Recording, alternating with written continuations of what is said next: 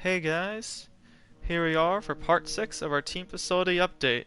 As you can see, next round is round 12, so we're at the halfway point of the season, so I thought it would be a good time to show how our facilities are doing. So if we check out our aerodynamics side of things, we have 5 out of 12 upgrades, so that's pretty similar to the quarter point in the season. And if we check out our chassis side, we have 6 out of 12 upgrades, so again, looking pretty similar to last time. And if we look at personnel, also 5 out of 9 upgrades, so haven't made any changes here.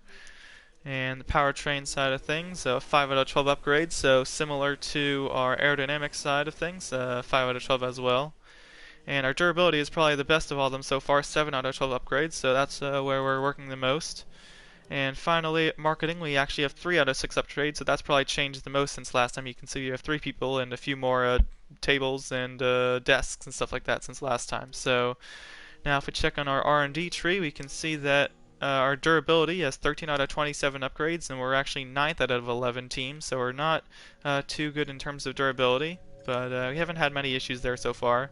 Powertrain, we have 13 out of 23 upgrades, and we're actually second best to Mercedes, so we actually have a really strong top end and high speed through the straights.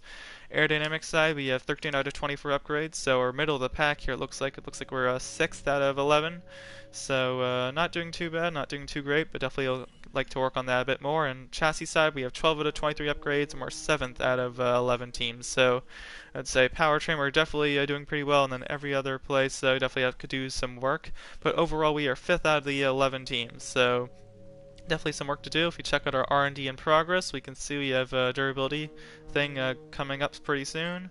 And if we look at our progress history, we can see that we're pretty close around the 700 performance area, and we're pretty close in the mid-pack battle. Everyone's really close around that 700, and the Mercedes is way up at like 750 or so. So definitely got a bit of work to get up to Mercedes, but definitely have a nice battle for the midfield here.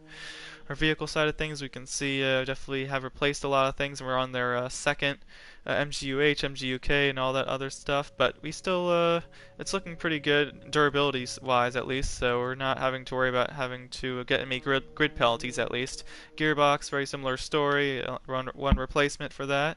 If you look at our corporate side of things, we still have our Pacifico primary sponsor and our 3 secondary sponsors. We've been changing them up throughout the season. If you look at our contract, we started with our reserve driver, but we finally were able to get Nick DeVries for the second half of the season. So it's a huge upgrade since I believe our reserve driver had 25 rating, and so Nick DeVries 82. That's a big jump, and in the driver market, you can see he has a $6 million market value. It used to actually be 9, but we were able to take him from Williams for a nice bargain, so we saved a lot of money there. And the reason that we haven't really upgraded our facilities that much is because we were trying to save up to be able to buy a second driver. So I can see our team balance here in our finance history. We're at about $11 million, and we've had to just spend like $6 million of that to get Nick DeVries. And look finally at our standings, we can see that we're 10th in the points, and if we scroll down to the bottom here, we can see that throughout the first half of the season, Aaron Barnes, our reserve driver, got a total of 0 points, so he definitely did not help us in the constructors, but hopefully Nick DeVries will do much better than he did.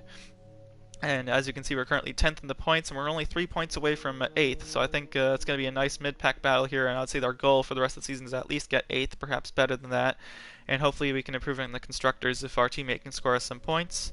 Our season results, we've done pretty well. We had an issue at Austria because of the rain, and we did a bad strategy there, but we actually had some strong race pace. And then finally, check out our rival. We actually had a rivalry with Nick DeVries before we brought him onto our team. So hopefully we'll win this rivalry, and then we'll be able to choose an actual good rival. And so yeah, that's basically how our season's been going so far. I think if we can just have a good teammate to help us score some points in the constructors, we'll have a good chance to do pretty well. So hope to see you for part 7 at 3/4 point in the season, and see you then.